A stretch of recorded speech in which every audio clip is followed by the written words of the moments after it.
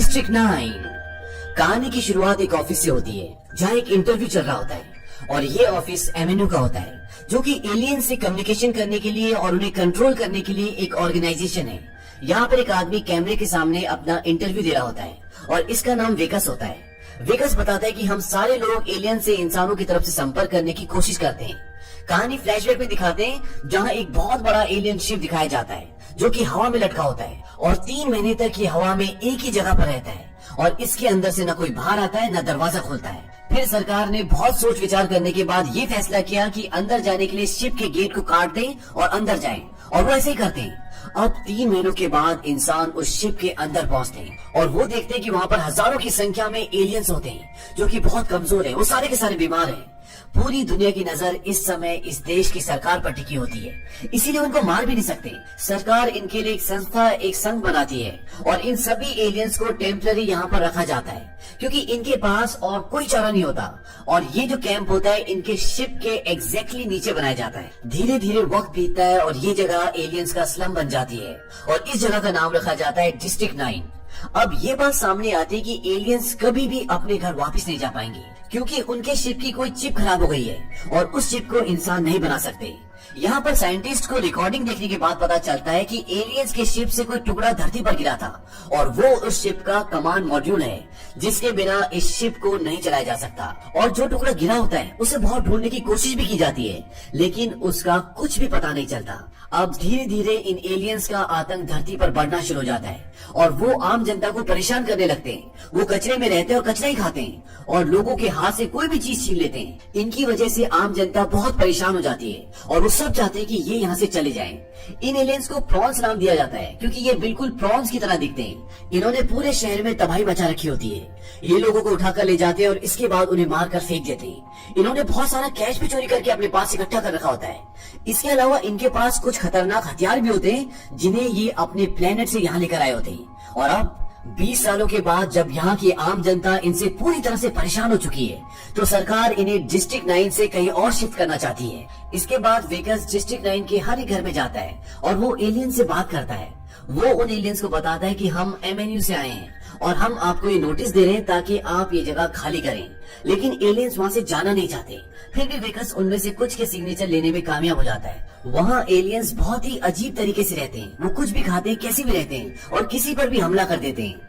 वहीं डिस्ट्रिक्ट 9 के बिल्कुल पास एक अफ्रीकन की बस्ती होती है जहाँ पर सारे अफ्रीकन रहते हैं जो बहुत गरीब होते हैं लेकिन फिर भी वहाँ पर गुंडागर्दी 2 नंबर के सारे काम होते हैं। वो लोग इन एलियंस को मांस बेचते हैं और बिल्लियों का खाना भी बेचते हैं जो इन एलियंस को बहुत पसंद होता है और इनसे पैसे लेते हैं। ये लोग एलियंस से उनके हथियार भी छीन लेते हैं और इस तरह इन अफ्रीकन के पास बहुत सारे एलियंस के हथियार इकट्ठा हो जाते हैं और ऐसे हथियार सरकार के पास भी होते हैं जो उन्होंने एलियन से छीने होते हैं। लेकिन इन हथियारों को ना आम आदमी चला सकते हैं और ना ही सरकार, क्योंकि एलियंस ने इन्हें इस तरीके से बनाया होता है कि इन्हें सिर्फ एलियंस ही चला सकते हैं। और एमएनयू भी दुनिया की सबसे बड़ी हथियार बनाने वाली कंपनी होती है जो इन हथियारों का इस्तेमाल करना चाहती है और इसीलिए वो एलियंस के प्रोजेक्ट में सरकार का साथ दे रही होती है। दरअसल एमएनयू कंपनी का मेन मकसद होता है इन हथियारों का इस्तेमाल करना। वहीं जब वेगस इस पूरी जगह में घूमता है तो उसे कहीं पर हथियारों का गोडाउन मिलता है तो कहीं पर टेलीविजन और कंप्यूटर के पार्ट्स, कहीं पर उसे वायर्स मिलते हैं तो कहीं पर कनेक्टर्स।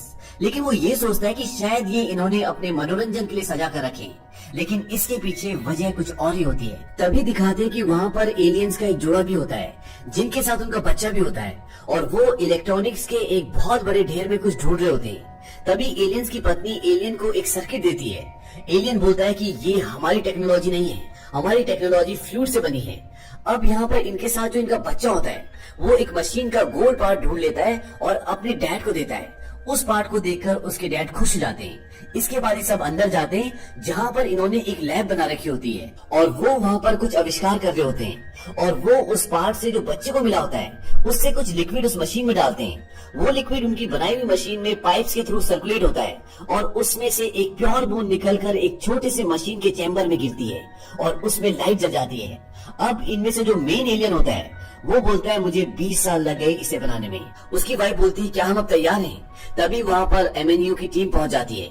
एलियन बोलता है कि तुम इस लिक्विड को छुपा कर रखना, किसी को पता नहीं चलना चाहिए। दरअसल उसने अपने एलियन शिप के लिए एक तरह का फ्यूल बना दिया होता है जिससे वो अपने घर वापस जा सकते हैं। अब जिसने लिक्विड बनाया होता है वो एलियन बाहर उन लोगों से बात करता है, लेकिन बात झगड़े में बदल जाती है और वहीं उसे शूट कर देते हैं। पर वो मरने से पहले एक खास और बहुत बड़ा आविष्कार कर चुका होता है। अब उसकी वाइफ और उसका बच्चा वहाँ से बाहर निकल जाते हैं, पर उस लिक्विड की बोतल को जिसका उसने आविष्कार किया होता है उसे वहीं छुपा देते हैं। तभी वेकस उनके घर में जाता है और वो चेकिंग करने लगता है और वो उनके घर की दीवारों को ठोक कर देखता है और उसे खोखली जगह मिलती है। और जब वो उस जगह के दरवाजे को खोलता है और अंदर जाता है तो वो देखता है कि वहाँ पर एक लैब होती है, जिसे देखकर वो हैरान हो जाता है और वो वहाँ पर और भी चीजें ढूंढने की कोशिश करता है। और इसी बीच उसके हाथ वो लिक्विड की बोतल लग जाती है जो हाल ही में एलियंस ने बनाई होती है। और वेकस जब उसे उठाता है तो वो कुछ घुमा देता है जिससे कुछ लिक्विड स्प्रे की तरह उसके मुंह के ऊपर गिर जाता है। उसे खांसी होने लगती है। इसके बाद जब वो ऑफिस जाता है तो उसकी एक उंगली का नाखून निकल जाता है। ये देखकर वो घबरा जाता है और वॉशरूम में जाता है और वहाँ पर उसका एक और नाखून निकल जाता है। उसे कुछ समझ में नहीं आता कि हो क्या रहा है। वो पूरी तरह से घबरा जाता है। अब जब वो अपने घर पर पहुंचता है तो वहाँ पर उसकी वाइफ ने उसकी प्रमोशन की खुशी में एक पार्टी रखी होती है, पर वेकस की तबीयत धीरे धीरे खराब होने लगती है और वो बेहोश हो जाता है। इसके बाद उसे हॉस्पिटल ले जाते हैं और जब वेकस को होश आता है तो उसका एक हाथ पूरी तरह से बदल गया होता है। उसका हाथ एलियंस के हाथ की तरह बन जाता है। ये देखकर वेकस डर जाता है। अब वेकस को स्ट्रेचर पर बांधकर एक लैब में ले जाया जाता है। ये एमएनयू की लैब होती है जहाँ पर कई सारे मरे हुए एलियंस होते हैं जिन्हें एमएनयू ने मारा होता है और वो उन पर रिसर्च कर रही होती है। और वो ऐसा इसलिए करते हैं क्योंकि वो किसी भी हालत में एलियंस के हथियारों का इस्तेमाल करना चाहती है, क्योंकि वो हथियार बहुत ताकतवर होते हैं। अब वेकस जिसका हाथ एलियंस की तरह हो गया है वो उससे एलियंस का एक हथियार चलवाते हैं और वो हथियार चल जाता है, जिससे एमएनयू की टीम बहुत खुश होती है। अब ये लोग डिसाइड करते हैं कि ये वेकस के शरीर के अंदर के सारे ऑर्गन्स निकाल कर सरकार को देंगे और उस पर रिसर्च करेंगे। वेकस ये सारी चीजें अपनी आंखों से देख रहा होता है और कानों से सुन रहा होता है क्योंकि वो पूरे होश में होता है। और जैसे डॉक्टर उसका दिल निकालने के लिए उसके सीने को काटने वाला होता है, वेकस डॉक्टर पर हमला करता है और अपनी जान बचाकर वहां से भाग जाता है। अब ये बात पूरे शहर में फैल जाती है कि एक आधा इंसान और आधा एलियन जीव हॉस्पिटल से भाग गया है। वेगस अपने आप को बचाने की बहुत कोशिश करता है, कई जगह जाता है, लेकिन हर जगह लोग उसे पहचान लेते हैं और वो परेशान होकर डिस्ट्रिक्ट 9 में पहुंच जाता है, जहां पर कुछ घर सरकार ने बंद कर दिए होते हैं जिनमें पहले एलियंस रहते थे। और वो वहां पर जाकर छुप जाता है। वहां से वो अपनी वाइफ को फोन करता है और उसे बताता है कि ये सब उसके साथ कैसे हुआ और क्यों हुआ उसे कुछ नहीं पता। तब उसकी वाइफ उसे कहती है कि वो उससे बात नहीं करना चाहती और ना ही वो कभी उससे मिलना चाहती है, क्योंकि उसे लगता है कि वेगस ने किसी एलियन के साथ शारीरिक संबंध बनाए हैं, इसीलिए उसके साथ ये हो रहा है। और ये बात उसकी वाइफ को उसकी वाइफ के पिता ने बताई होती है, जो कि वेगस का सीनियर भी होता है। वेगस की वाइफ बहुत रो रही होती है। वो वेगस से अलग नहीं होना चाहती, पर वो दूसरों की बातों में आ जाती है। वेगस ये सब सुनकर बहुत दुखी हो जाता है। अब वेगस का जो हाथ पूरी तरह से एलियन की तरह हो चुका है, वो उसे कुल्हाड़ी से काटने की कोशिश करता है, पर वो हिम्मत नहीं कर पाता, लेकिन वो अपनी एक उंगली काट देता है जिससे उसे बहुत दर्द होता है। तभी उसे वहाँ पर आर्मी के कुछ हेलीकॉप्टर आते हुए दिखाई देते हैं, जो उसे ही पकड़ने के लिए आ रहे होते हैं और वेगस उन्हें देखकर भागता है। और अब वो अपने लोगों से जो अब तक उसके साथ काम कर रहे थे उनसे अपनी जान बचाकर भाग रहा होता है, छुप रहा होता है। और वो छुपते छुपते घर में पहुंच जाता है, जहां पर वो उस एलियन से मिलता है जिसके पति ने उस लिक्विड का आविष्कार किया था, जिसकी वजह से आज वेगस की ये हालत है। वो वेगस को देखकर पहचान लेती है। तभी वेगस कहता है कि मुझे छुपा लो, नहीं तो जो बाहर लोग हैं मुझे मार डालेंगे। वो उसे वहां से जाने के लिए कहती है, पर तब तक वेगस वहां पर बेहोश हो जाता है और वो उसे घर में जमीन के नीचे एक जगह होती है वहां छुपा देती है। और जब उसकी आंख खुलती है तो वो एलियन उसके सामने होती है। वो उसे बोलती है कि वो स्प्रे की बोतल कहाँ है जो तुमने ली थी, क्योंकि उसे पता होता है कि वो स्प्रे की बोतल इसी के पास है। वो एलियन उसे बताती है कि मुझे पता है कि तुम्हें क्या हुआ है और मैं तुम्हें ठीक कर सकती हूँ, पर इसकी मेडिसिन हमारे स्पेसशिप में, जो कि मदरशिप ऊपर आसमान में है, वहाँ पर जाना होगा। और जिस जगह पर अभी हम सब हैं, ये एक तरह का फ्लाइंग ऑब्जेक्ट है जिससे हम ऊपर स्पेसशिप पर जा सकते हैं, पर इसे चलाने के लिए वो स्प्रे की बोतल चाहिए। वेगस बोलता है कि वो स्प्रे की बोतल मेरे पास नहीं है, हम उसे दोबारा बना लेते हैं। वो एलियन बोलते हैं कि उसे बनाने में 20 साल लगे थे और उसे दोबारा नहीं बनाया जा सकता। वेगस जानता है कि स्प्रे इस समय एमएनयू की बिल्डिंग में जमीन के अंदर 4 मंजिल तक नीचे छुपा कर रखी गई है और वहाँ जाने का मतलब मौत है, इसीलिए वेगस मना कर देता है। पर वो एलियन बोलते हैं कि तुम्हारे पास ज्यादा वक्त नहीं है और वेगस मान जाता है कि हम उस स्प्रे की बोतल को वहाँ से लेकर आएंगे, लेकिन वहाँ पर बिना हथियारों के जाना मौत है और इनके पास कोई भी हथियार नहीं होते क्योंकि इनके सारे हथियार गवर्नमेंट ने, सरकार ने जब्त कर लिए होते हैं। लेकिन अभी भी इनके पास एक ऑप्शन होता है, जो पास में इनकी बस्ती होती है वहाँ के लोगों के पास एलियंस के हथियार होते हैं और वेकस वहाँ पर जाता है और वो उनसे हथियार की डिमांड करता है। लेकिन वो वेकस को पहचान लेते हैं कि ये वही इंसान है जो आधा एलियन है। अब यहाँ पर जो उनका बॉस होता है वो वेकस का एलियन वाला हाथ काटने का ऑर्डर देता है, लेकिन तभी उसके हाथ में एलियन वाला हथियार आ जाता है और वो उसे चला देता है और उनके कई लोगों को मार देता है। ये देखकर वहाँ पर सब हैरान रह जाते हैं और वेकस वहाँ से उनकी हथियार लेकर निकल जाता है। पर जाने से पहले उन गुंडों का सरदार बोलता है कि मैं तुम्हें ढूंढ लूंगा। अब वेकस और एलियन एवेन्यू की बिल्डिंग में पहुंच जाते हैं और वहाँ पर धमाका करते हुए दोनों नीचे की तरफ बढ़ते हैं। सारे लोग हैरान हो जाते हैं और यहाँ वहाँ भागने लगते हैं क्योंकि उनके पास जो हथियार होते हैं वो बहुत ही खतरनाक और बहुत ही ताकतवर होते हैं और इसका सामना वो लोग नहीं कर सकते। अब वेकस एलियन को नीचे लैब में लेकर जाता है जहाँ खुद वेकस को रखा गया था और वो दोनों वहाँ पर स्प्रे ढूंढने लगते हैं जिसके लिए यहाँ तक आए हैं और वेकस को स्प्रे मिल जाता है और वो दोनों स्प्रे लेकर वहाँ से निकल जाते हैं। पर अब भी इन दोनों को पकड़ने के लिए एवेन्यू की पूरी फौज इनका पीछा कर रही होती है। इसके बाद वेकस और एलियन दोनों वापस उसी घर में पहुंच जाते हैं जहां उन्होंने जमीन के नीचे फ्लाइंग ऑब्जेक्ट बना हुआ होता है। अब वेकस बोलता है कि जब हम ऊपर मदरशिप पे पहुंच जाएंगे तो मेरा हाथ ठीक होने में कितना वक्त लगेगा। एलियन बोलता है 3 साल। इस बात से वेकस परेशान हो जाता है क्योंकि 3 साल एक बहुत लंबा वक्त होता है। एलियन बोलता है कि मैं तुम्हारा हाथ ठीक कर दूंगा पर पहले मुझे अपने लोगों को बचाना होगा। वेकस बोलता है कि हमारा सौदा था कि तुम तब घर जाओगे जब मेरा हाथ ठीक होगा। एलियन बोलता है कि मैं अपने लोगों को साइंस का एक्सपेरिमेंट नहीं बनने दूंगा क्योंकि जिस लैब से ये लोग ये स्प्रे का सिलेंडर लेकर आए होते हैं वहाँ पर इस एलियन ने अपने साथियों के कटे हुए शरीर को देखा होता है जिस पर एवेन्यू के लोग रिसर्च कर रहे होते हैं और इसके उस साथी की भी बॉडी वहाँ पर होती है जिसके साथ मिलकर इसने ये स्प्रे बनाया होता है। एलियन बोलता है कि मुझे जल्दी अपने घर वापस आना होगा। वेकस बोलता है कि और मेरा क्या होगा, मैं तुम्हारा इंतजार करूंगा। एलियन बोलता है कि मैं वादा करता हूँ कि मैं वापस आऊंगा। पर वेकस इस बात से परेशान हो जाता है और वो एक लकड़ी का टुकड़ा उठाता है, उससे एक जोरदार प्रहार एलियन पर करता है जिससे एलियन बेहोश हो जाता है। इसके बाद वेकस स्प्रे की बॉटल उठाता है और नीचे बेसमेंट में चला जाता है जहाँ पर फ्लाइंग ऑब्जेक्ट होता है। वहाँ पर एलियन का बच्चा भी होता है और उसे भी इस पूरे प्रोजेक्ट की पूरी नॉलेज होती है। अब वहीं ऊपर एवेन्यू के लोग पहुंच जाते हैं और वो एलियन अब तक होश में आ चुका होता है और वो उससे तहखाने का दरवाजा खोलने के लिए बोलते हैं पर वो नहीं खोलता। वहीं नीचे वेकस स्प्रे की बोतल एलियन के बेटे को देता है और वो उसे फ्लाइंग ऑब्जेक्ट में फिट कर देता है।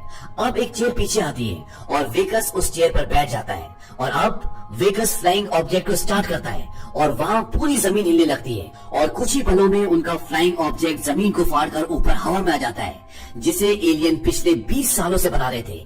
अब जब वो फ्लाइंग ऑब्जेक्ट हवा में होता है तो एवेन्यू के लोग उस पर मिसाइल से हमला करते हैं और एक मिसाइल फ्लाइंग ऑब्जेक्ट को लग जाती है जिससे उसका बैलेंस खराब हो जाता है और जमीन पर गिर जाती है।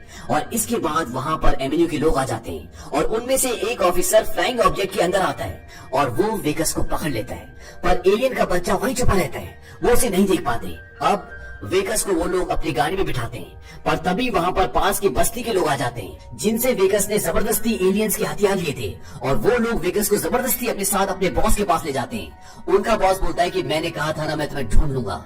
अब ये लोग वेकस का हाथ काटना चाहते हैं। उनका बॉस बोलता है कि मैं सिर्फ तेरा हाथ काट कर खाना चाहता हूँ और तेरे जैसा बनना चाहता हूँ ताकि मैं भी एलियंस के हथियार चला सकूं और सब पर राज कर सकूं।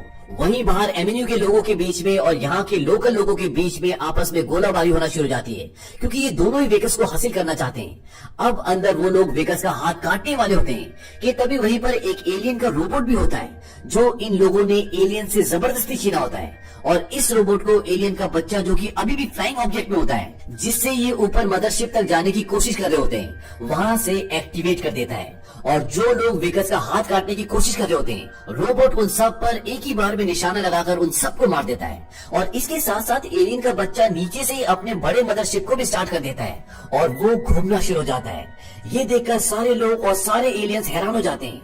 अब एवेन्यू के पास जो एलियन होता है वो उसे पूछते हैं कि ये सब क्या हो रहा है, तुम्हारा प्लान क्या है, पर वो उन्हें कुछ भी नहीं बताता और एवेन्यू के लोग उसे मारने लगते हैं। तभी अंदर जहाँ वेकस होता है वहाँ रोबोट का एक कवर खुलता है और वेकस उसके अंदर बैठ जाता है और वो घर का दरवाजा तोड़कर बाहर निकलता है।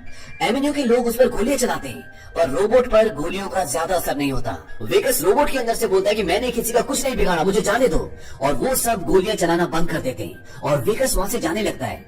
एवेन्यू की आर्मी का जो ऑफिसर होता है वो एयरफोर्स को ऑर्डर देता है कि इसका पीछा करो और मौका मिलते इसे खत्म कर दो। अब यहाँ पर एवेन्यू एमिन्यू के पास जो एलियन होता है वो इन्हें कुछ भी नहीं बता रहा होता, इसीलिए ये उसे मारने वाले होते हैं कि तभी वेगस वापस आ जाता है और वो इन सबको मारकर एलियंस को बचा लेता है और उसे बचाता हुआ वो फ्लाइंग ऑब्जेक्ट तक ले जाने की कोशिश करता है। पर वहां तक पहुंचने से पहले ही जिस रोबोट के अंदर वेगस होता है उस पर कई गोलियां चलती है और वो अब पूरी तरह से डैमेज हो जाता है। वेगस एलियन को बोलता है कि तुम जाओ, मैं यही लोगों को रोकता हूँ। एलियन बोलता है नहीं, मैं तुम्हें छोड़कर नहीं जाऊंगा। वेगस बोलता है कि अपने बच्चे के पास जाओ और अपने घर लौट जाओ, हमने बहुत मेहनत की है, ये सब बेकार नहीं जानी चाहिए। एलियन बोलता है कि मैं 3 साल में वापस आऊंगा, मैं वादा करता हूँ। और वो वहाँ से चला जाता है और बड़ी मुश्किल से अपने फ्लाइंग ऑब्जेक्ट तक पहुँचता है और उसे उड़ाकर अपने मदरशिप तक पहुँच जाता है। वहीं नीचे वेगस सब लोगों को जो एलियंस को मारना चाहते हैं उन्हें रोक कर रखता है, उनसे लड़ता है और लगभग सबको मार देता है। तभी एक गाड़ी उसे टक्कर मारती है और वो गिर जाता है और वो रोबोट से बाहर निकल जाता है क्योंकि रोबोट अब पूरी तरह से खराब हो चुका है। और यहाँ पर जो आखिरी ऑफिसर होता है वो गन लेकर उसकी तरफ बढ़ता है और वो देखता है कि वेगस अब आधा इंसान और आधा एलियन बन चुका है। और वो जैसे ही वेगस को गोली मारने वाला होता है वहाँ पर दूसरे एलियंस आ जाते हैं और वो उस एमएनयू के ऑफिसर के टुकड़े टुकड़े कर देते हैं। वेगस ऊपर देखता है कि एलियंस और उसका बेटा अपने मदरशिप को लेकर वहाँ से निकल, और अब वो वेगस को और अपने लोगों को बचाने के लिए आएगा या नहीं ये किसी को नहीं पता। और इसके बाद वेगस को कभी किसी ने नहीं देखा। कुछ लोग कहते हैं कि वेगस मर चुका है और कोई कहता है कि वो एमिन्यू के कब्जे में है और ऐसी कई सारी अफवाहें होती हैं। पर एक दिन वेगस के घर के बाहर हाथ से बनाया हुआ एक मेटल का फूल किसी ने रख दिया होता है जो उसकी वाइफ को मिलता है और उसकी वाइफ को लगता है कि ये वेगस ने बनाया है क्योंकि वो ऐसी हाथ से बनाई हुई बहुत सारी चीजें उसे गिफ्ट करता था। अब उसकी वाइफ को पता होता है कि वेगस पर सारे इल्जाम झूठे थे और वो वेगस को बहुत मिस करती है और अंत में दिखाते हैं कि वेगस आज भी जिंदा है और वो पूरी तरह से एक एलियन बन चुका है। और सरकार एमिन्यू पर मुकदमा चलाती है क्योंकि वो गैर कानूनी तरीकों से जेनेटिक रिसर्च कर रही होती है और धरती पर बचे हुए 25 लाख एलियंस को डिस्ट्रिक्ट 9 से वो नई जगह डिस्ट्रिक्ट 10 भेज देती है। और इसी के साथ ये कहानी यहीं खत्म हो जाती है। जिस तरह से इस कहानी का अंत हुआ था उससे लगता था कि इसका सेकंड पार्ट जरूर आएगा, लेकिन फिलहाल इसका सेकंड पार्ट नहीं आया है। अगर इसका सेकंड पार्ट आता है तो उसकी कहानी भी हम आपको जरूर सुनाएंगे। ये एक कामयाब फिल्म थी जो ऑस्कर के साथ साथ कई और अवार्ड्स के लिए भी नॉमिनेट हुई थी। आशा करता हूँ कि आपको ये कहानी पसंद आई होगी।